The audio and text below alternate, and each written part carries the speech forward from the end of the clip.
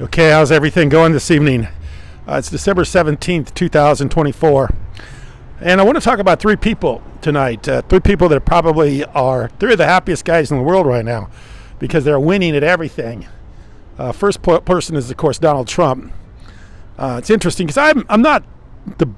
You would think with my belief system probably more aligns with Donald Trump than anybody else as far as on either political side. Not that I'm political, because I'm not. I really care less about politics. But the core values that Donald Trump holds are pretty much the same core values I hold. I'm a Christian, and I believe in a lot of the things he believes in. The only thing is I'm not a big fan of Donald Trump. And the reason I'm not a big fan of Donald Trump is because I don't like his character. And I talked to a lot of Christian people about Donald Trump's character, and they say, well, God works with people that aren't necessarily always, for lack of a better word, the best Christians in the world. He worked with King David. King David wasn't always the greatest guy in the world.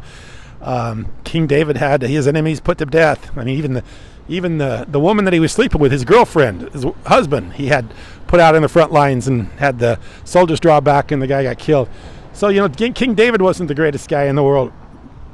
And so there's a lot of people that give Trump a pass because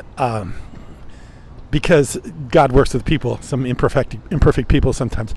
But my thing is like I say, I hope the best for Trump, because I really do like a lot of the things he does say and everything. But anyway, he's winning right now, and he's winning big time. He's got everybody on board. I mean, all the people that were against him, he said it today, I think, that he said, hey, the first time I came into office, everybody was against me. This time I come into office, everybody's with me. So, yeah, he's going to shape the next 4 years, and it sounds like he may be shaping the next 4 years after that. I heard Bannon talk a little bit this afternoon about how the way the Constitution is written, that he may get another term after this, because it's something about consecutive terms. It's only that when you have consecutive terms that you can't have an added term. So he would have 3 terms when you're only allowed to have 2, but the way it's interpreted, maybe the second one, if it doesn't come in consecutive order with the other one, you may be able to have 2 together. I don't know. I mean, I'm not a constitutional guy, but this is the kind of stuff that's really getting the other side upset. They're getting really riled up about it. And of course, the second person I want to talk about is Elon Musk. Elon Musk's on top of the world. And of course, he's got technology on his side right now. He's the guy everybody loves the guy that makes our world better. When you don't have to put oil and gasoline in your car is on the internet and can pretty much drive itself. We love those kind of people. Just like when Bill Gates had Windows, and we were all getting our desktop computers, and we were all able to send email, and we were all able to browse the internet, and we loved Windows 95, and we loved all the Windows stuff, and Bill Gates was the big hero because he solved a lot of problems for people. Well, Elon Musk is that guy today. He's the technology guy that's making life easier, and he's got a lot of support. People love him. I remember when they had COVID out here in California, and he was one of his plants up in Northern California. They were shutting it down, and kept it shut down for quite a while, and he wanted to open it up. He goes, we're going to open the plant today, and I'm going to be there, and if anybody gets arrested, I'll be the first person to get arrested. And that was kind of a thing that he really got people's feeling, hey, you're in this with us. He was trying to get the plants open, get people back to work. And he said, hey, if anybody gets arrested today, it's going to be me. I'm going to be out there on the line, and please take me first. I'm going to be So he kind of made himself, endeared people to himself. And the fact he's willing to get arrested to keep those plants open, keep people's jobs going. And of course, the third guy, people are, has got to love himself all day long and be so overwhelmed, happy with himself today, is Michael Saylor. I mean, the guy has literally... he's the darling of Wall Street right now with MicroStrategies, and he's redefining what an asset class is, saying Bitcoin's the new asset class. And I've been in Bitcoin for a long time. In fact, somebody the other night accused me of not being in Bitcoin and saying that I say things about Bitcoin that I've never owned Bitcoin, and that I'm just a wannabe Bitcoiner. Well, that may be true. I'm not a big Bitcoiner, but I can tell you one thing. I've been in Bitcoin a long time, longer than Michael Saylor. I was around in Bitcoin way before Saylor got in, and I remember when Saylor got in 2020, right in the beginning of 2020, I believe. And I was in Bitcoin at that time, and I was thinking to myself, well, I was hoping, we'd seen a lot of people come and go on Bitcoin, a lot of people, but I thought, man, maybe this guy could really be the guy to get Bitcoin over the hump, because he sounds pretty intelligent. He makes good arguments, and he's on the internet, and of course, this guy was a billionaire at the time, so I thought, man, he's going to be a good spokesman for Bitcoin. I had no idea he was going to be this good of a spokesman for Bitcoin. So, yeah, the guy is redefining what an asset class is, and of course, he thinks it's Bitcoin. And I really believe that too. I think Bitcoin is the problem with people is everybody wants the status quo, and nobody wants things to change. Everybody wants to keep things the same because you want to adjust your life to what you are familiar with. You want familiarity. We all want familiarity. We want to live in neighborhoods with people like ourselves. We want to have our friends. We want to grow up around people like ourselves. We want everything. We want food that we grew up with. We want the things that we want to. We like things that we are familiar with. And when the world gets shaken up, like it's getting shaken up today with Bitcoin, and people are saying now, and a lot of people, even though Bitcoin's made some amazing returns here in the last few years, most people don't understand it. I think very few people understand it. And I think it makes people feel very uncomfortable when I think, well, I have to rethink my thinking. I can't continue to own my real estate. I can't continue to buy my stocks. I can't continue to do the things I've been doing for my lifetime and my parents' lifetime. And now I got to start thinking about buying another investment or paying attention to this other investment called Bitcoin. And I don't really get Bitcoin or understand it. And I know some very smart people that don't understand Bitcoin. Some very smart people. And I always get a kick out of I had a friend of mine, actually my neighbor, who was he worked for Western Digital, and he was a programmer, very smart guy.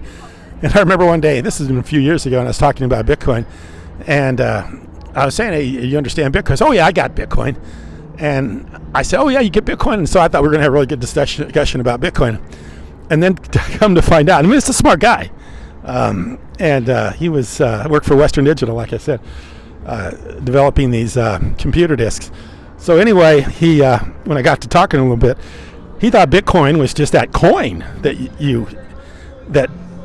kind of that representation of a Bitcoin. He thought it was a coin backed by gold someplace. So he thought there was a big stash of gold someplace, and they had made up a bunch of these coins with these like a silicon how to get away from this music, like this they got these silicone imprint on it, and that was what Bitcoin was. Bitcoin was just a coin representation of a big stash of gold someplace, because he'd heard it called digital gold. So that's what he thought it was, which I thought was just hysterical.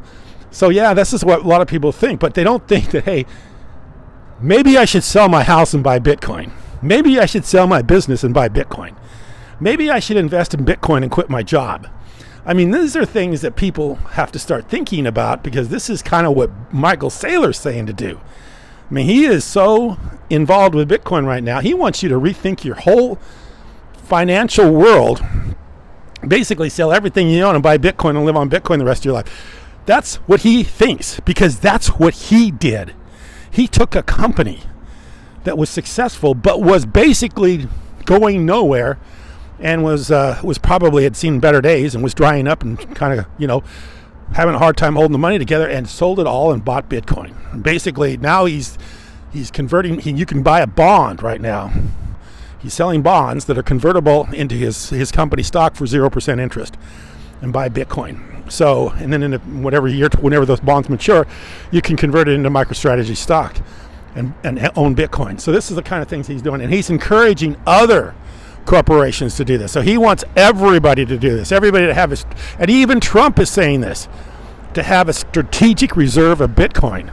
And this is crazy. And those people that think we're too late to buy Bitcoin, think about the Federal Reserve and the U.S. dollar. Federal Reserve Act was passed in 1913. That's 120 years ago, over 120 years ago. And it's taken that many years, and we're still using the dollar. So if we only had Bitcoin since 2008, 2009, I believe, we're just in the very beginnings of Bitcoin. And it's an asset class in the very beginning. Bitcoin could go on for another 100 years and still not be used as long as the Federal Reserve System's been in place. But I do believe we're in a new time, and people have to readjust the way they're thinking about their investments, and the way they're thinking about the economy, and the way they think about what to do with their money. And it may be that everybody just gravitates towards digital assets, Bitcoin. basically everything is denominated in Bitcoin or some sort. So you can go do something, and everything is on the blockchain, your house, everything like that. So it's all becoming digitized. That's what Michael Saylor believes, and I know a lot of people don't want to think that way. I mean, we were thinking that way a long time ago because we were in EOS, and that's what I thought EOS was going to be, is a smart blockchain where everything was going to be put on the blockchain. But the problem with people like, the blockchains like EOS, you had bad people involved with it that weren't going to allow it to prosper and grow and mature organically because they wanted to get their, they wanted to turn it into Bitcoin so they could take their stash and leave, and that's exactly what happened. That's why I don't follow EOS anymore, because you got people that would not allow it to mature and do what it should have done, and let the developers build it out and have it do organically what it should have done, which has become a blockchain that you could put almost anything on, real estate, your company, everything that could go on a blockchain. And it could have been a great way to go, and it still is. But you got to allow somebody that to mature and not decide, hey, I'm just going to sell and get the Bitcoin hit right now. Sell out because I want a quick hit in Bitcoin.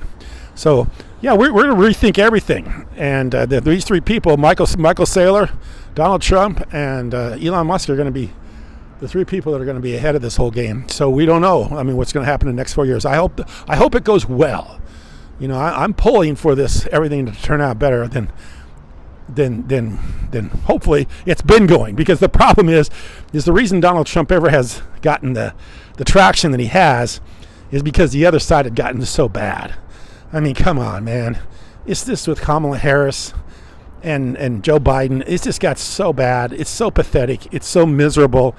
Their whole agenda was so rotten to the core that once it just really got exposed and people really they could kind of come out of the woods or come out of the dark and start saying what they really felt, instead of being intimidated and by everybody saying, you've got some sort of a problem because you're anti this, you're anti that, your belief systems are all messed up because you don't agree with the most liberal policies in the world.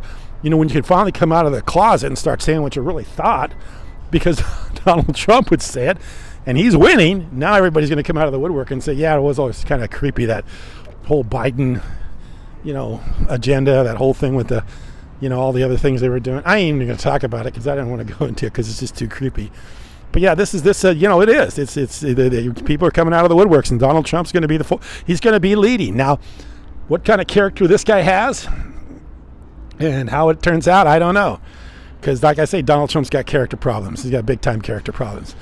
But he did find a strategy and an approach, and was resilient enough to keep going to make this thing what it is today, which is, like I say, he's one of the few people in the world. One of the people in the world is probably he's got more power than anybody else in the globe right now. I would say there is nobody on the face of the earth right now that has more respect, more power, and more people are trying to get favor with than Donald Trump, which to me is horrifyingly scary. Because you got a guy already that's a little bit full of himself, a little narcissistic, has a little bit of a tendency to think that he can do no wrong, and now you give him almost everybody throwing behind him, and if they're not throwing behind him, they're scared. They're going to be like we were back when all this liberal policy was going on. You're afraid to speak up and say anything.